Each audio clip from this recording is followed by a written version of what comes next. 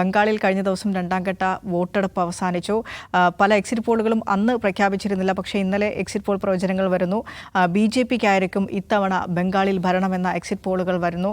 വലിയ രീതിയിൽ ഈ സ്ട്രോങ് റൂമുകൾ കൊള്ളയടിക്കപ്പെടുന്നു, അല്ലെങ്കിൽ ബാലറ്റ് പേപ്പറുകൾ തുറന്നു പരിശോധിക്കാനുള്ള ഇടപെടൽ ഉണ്ടാകുന്നു എന്ന പരാതിയുമായി TMC പല ഭാഗത്ത് വരുന്നുണ്ട്. സ്ട്രോങ് റൂമുകൾക്ക് സുരക്ഷ വർദ്ധിപ്പിച്ചിട്ടുണ്ട് തെരഞ്ഞെടുപ്പ് കമ്മീഷൻ.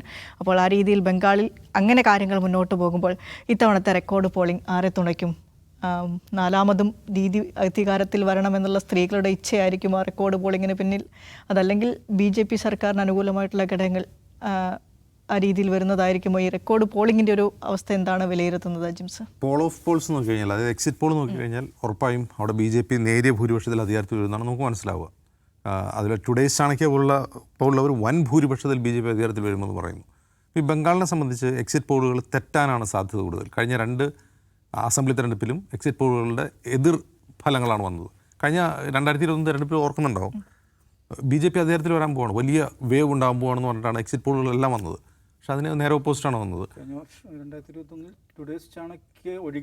ബാക്കിയെല്ലാവരും ഈ തവണ ടുഡേസ് ചാണക്യ പറയുന്നത് വൻ ഭൂരിപക്ഷത്തിൽ വരുമെന്നാണ് ടുഡേസ് ചാണക്യ പറയുന്നത്. അപ്പോൾ ടുഡേസ് ചാണക്യയുടെ ഒരു ക്രെഡിബിലിറ്റി നോക്കിക്കഴിഞ്ഞാൽ BJP അധികാരത്തിൽ വരുമോ? അങ്ങനെ ചിന്തിക്കാവോ? എനിക്ക് വ്യക്തിപരമായി എനിക്ക് അങ്ങനെ ഫീൽ ചെയ്യുന്നില്ല. അതിൻ്റെ കാരണം, ഒന്ന്, ഈ തെരഞ്ഞെടുപ്പിലെ ഏറ്റവും ഗ്ലയറിംഗ് ആയിട്ടുള്ളൊരു ഫാക്റ്റ്, വോട്ടർമാർ ഞങ്ങൾ ആർക്ക് വോട്ട് ചെയ്തെന്ന് പറയാൻ മടിക്കുന്നു എന്നുള്ളതാണ്. ബംഗാളി വോട്ടർമാർ അങ്ങനെയുള്ള ആളുകളെ അല്ല. അവരാർക്ക് വോട്ട് ചെയ്യുന്നു അവർ പറയുക മാത്രമല്ല, വോട്ട് ചെയ്ത് കഴിഞ്ഞിറങ്ങി വന്നിട്ട് അവർ ആർക്കാണോ വോട്ട് ചെയ്ത് ആ പാർട്ടിയെ പിന്തുണച്ച് സംസാരിക്കാനോ ആ അനുഭാവം പ്രകടിപ്പിക്കാനൊന്നും ഒരു മടിയില്ലാത്ത വോട്ടർമാരാണ് ബംഗാളി വോട്ടർമാർ. പക്ഷേ ഈ കുറി അങ്ങനെയല്ല.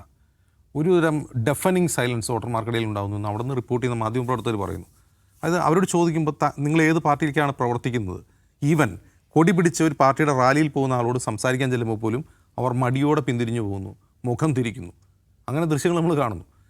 അതിന് 2 കാര്യങ്ങളുണ്ട്. ഒന്ന്, 2021 ഇലക്ഷനിൽ ഇതുപോലെ BJP വരും എന്ന് പ്രഖ്യാപിച്ച എക്സിറ്റ് പോളുകൾ ഉണ്ടായിരിക്കെ ബംഗാളിൽ വലിയ തോതിലുള്ള വയലൻസ് നടന്നു. ഓർമ്മയുണ്ടാവും, ആ റിസൾട്ട് വരുന്നതിന് തൊട്ട് മുമ്പ് ശേഷമൊക്കെ ആയിട്ട് വലിയ വയലൻസ് ആയിരുന്നു. അപ്പോൾ ആ വയലൻസിൽ വെളിപ്പെട്ടൊരു കാര്യം നമുക്കറിയാം, ബംഗാൾ പൊളിറ്റിക്സ് എന്ന് പറഞ്ഞാൽ ഇൻഹെറൻ്റലി വയലൻ്റ് ആണ്. അത് ഏത് പാർട്ടി ഭരിച്ചാലും, ഇപ്പോൾ കോൺഗ്രസ് ഭരിച്ചാലും CPM ഭരിച്ചാലും തൃണമൂൽ ഭരിച്ചാലും ആ ഭരിക്കുന്ന പാർട്ടി വയലൻ്റ് ആയിരിക്കും. അവർ വയലൻസ് കാണിക്കും, തിരിച്ചുള്ളവരും വയലൻസ് കാണിക്കും. അവിടെ വയലൻസ് എന്നുള്ളൊരു നോർമൽ സാധനമാണ്. അങ്ങനെ ഇരിക്കെ 2021 തൃണമൂൽ വീണ്ടും അധികാരത്തിൽ വരുന്നു.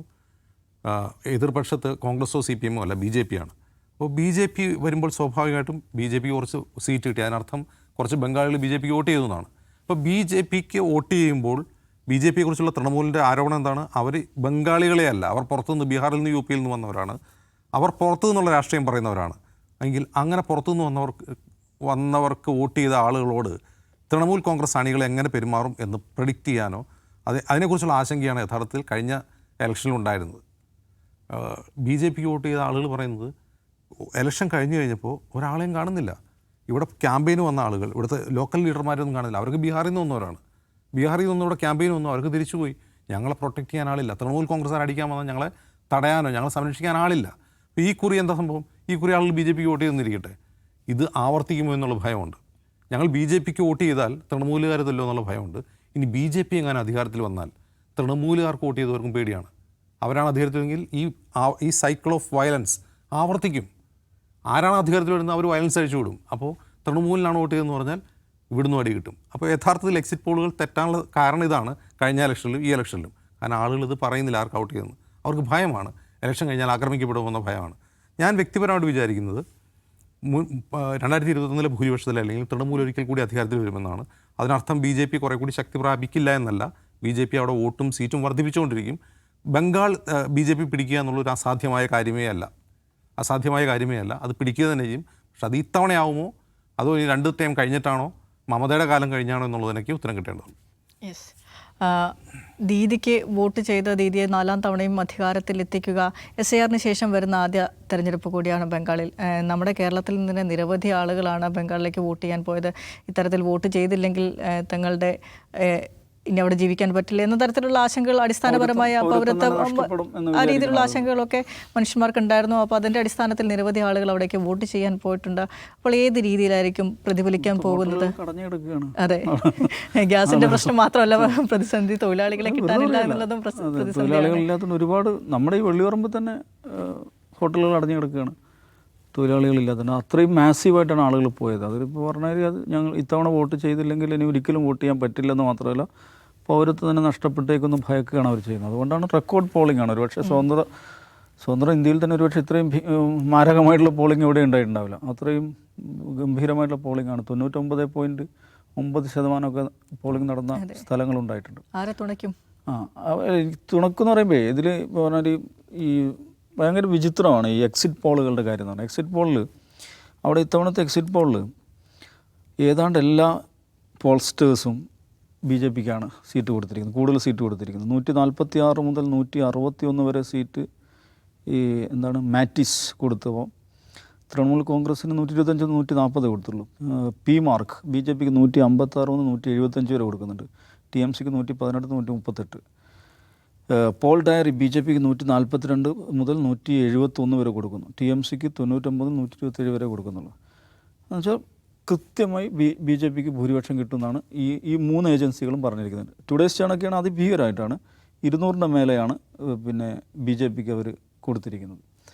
പക്ഷേ അതേസമയം പീപ്പിൾസ് പൾസ് എന്ന് പറഞ്ഞ വേറെ ഏജൻസി നേരെ ഓപ്പോസിറ്റാണ്.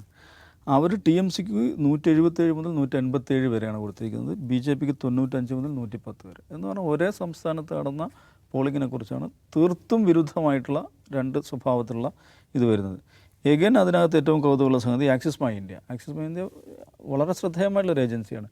അവർ പോൾ റിസൾട്ട് പുറത്തു വിട്ടില്ല. അവരെന്താ പറഞ്ഞിരിക്കുന്നത്, ആളുകൾ ശരിയാവിധം പ്രതികരിക്കുന്നത്. രാജ്യംസ് പറഞ്ഞ കേസാണ് അവർ പറയുന്നത്. ആളുകൾ പ്രതികരിക്കും, റെസ്പോണ്ട് ചെയ്യുന്നില്ല. അപ്പോൾ റെസ്പോണ്ട് ചെയ്യാത്ത അതിനെ റെസ്പോണ്ട് ചെയ്യുന്നത് തന്നെ ശരിയായി റെസ്പോണ്ട് ചെയ്യുകയാണെന്ന് ഞങ്ങൾക്ക് തോന്നുന്നില്ല. അതുകൊണ്ട് അവർക്ക് അതിൽ സംശയമുണ്ട്. അവർ നടത്തിയിട്ടുള്ള സർവേയിൽ തന്നെ അവർക്ക് സംശയമുണ്ട്. അതുകൊണ്ട് ഞങ്ങൾ പിടിച്ചു വെക്കുകയാണ്, വിത്ത് ഹെൽഡ് ചെയ്യുകയാണ്, ഞങ്ങൾ പുറത്തു വിടുന്നില്ല എന്ന് പറഞ്ഞത്. അതൊക്കെ കൗതുകരമായുള്ള കാര്യമാണ്.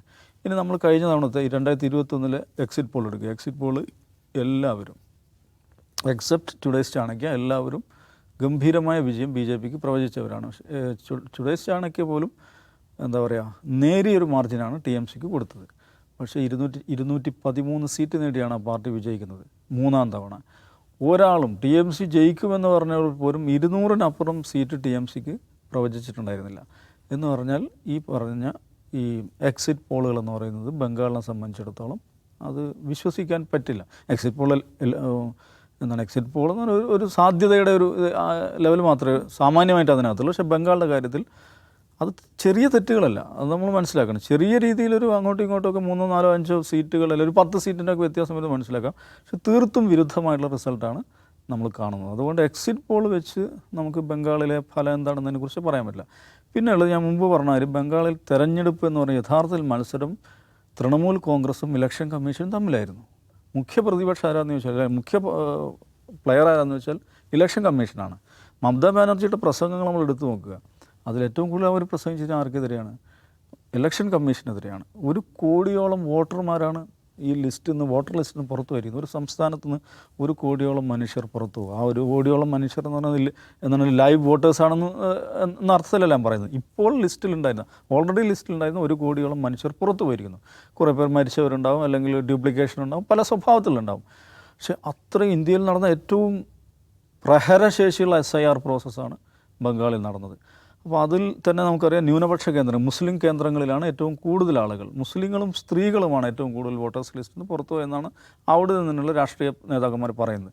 അപ്പോൾ അത് ഇലക്ഷൻ കമ്മീഷൻ എന്തു ചെയ്തു, ഈ SIRലൂടെ യഥാർത്ഥത്തിൽ എന്താണ് ചെയ്തിരിക്കുന്നതിൻ്റെ ചിത്രം നമുക്ക് മനസ്സിലാണെങ്കിൽ തിരഞ്ഞെടുപ്പ് കഴിയണം, നമ്പർ 1.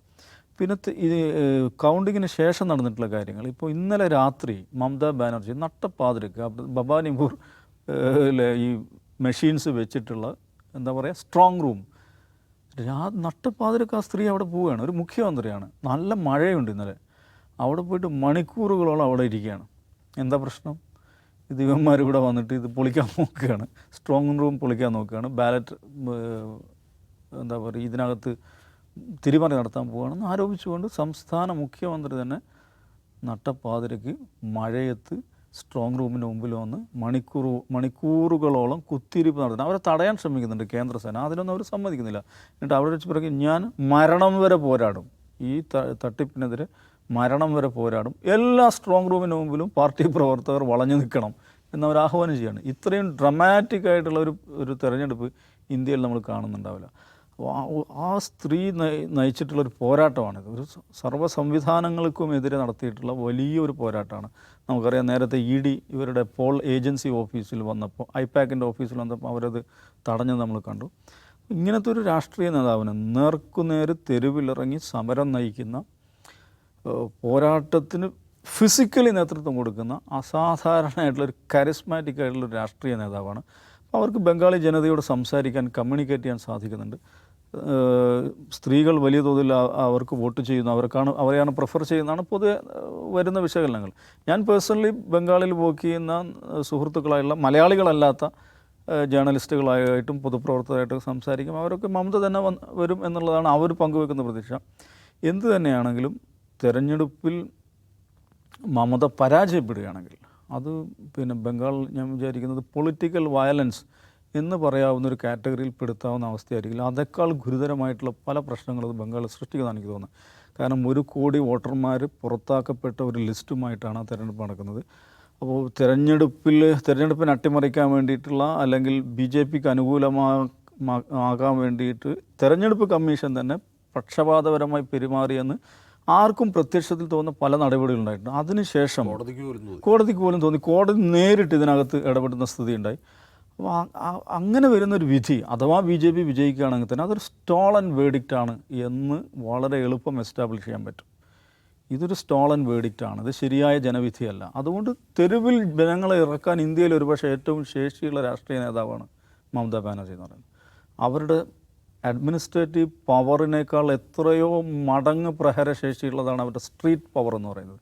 അത് ബംഗാൾ കണ്ടതാണ്, ഇന്ത്യ കണ്ടതാണ്. അപ്പോൾ ആര് ജയിച്ചാലും ഞാൻ പറയുന്നു ബംഗാൾ പുതിയൊരു ഫേസിലേക്ക് കടക്കാൻ പോകണമെന്നാണ്. യെസ്, ഏതായാലും തെരഞ്ഞെടുപ്പ് റിസൾട്ട് അത് അപ്രതീക്ഷിതമാണ്, പ്രവചനാതീതമാണ്. നമുക്ക് തെരഞ്ഞെടുപ്പ് ഫലം വരെ കാത്തിരിക്കാമെന്ന് മാത്രമേ ഇക്കാര്യത്തിൽ പറയാറുള്ളൂ.